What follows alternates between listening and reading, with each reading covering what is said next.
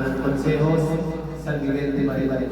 Wala po kasi si Gladline Ronel, pero siya po yung nagsalit ng Gladline. So, tanggapin po yung aming pusong pakikirapan, Sister, condolence po. Alam po natin na malirap talaga ng mawala ng isang ama, lalo lang ama kasi siyempre yung kanyang pinagdaan.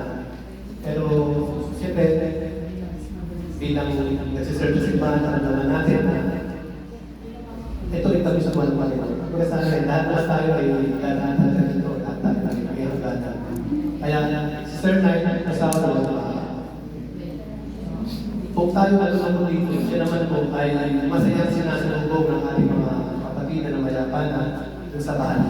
So, ang gawin na lang natin is ipapasal natin yung kanyang kaluluwa para maluwalhatin po siya pagkakit sa bahay ng Diyos.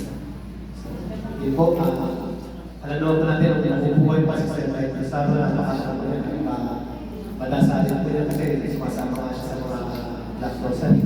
So, yun po, ialay natin ngayon siya yung wala na, ialay natin ang mga panalangin natin sa kanya para maluwala siya sa kanya.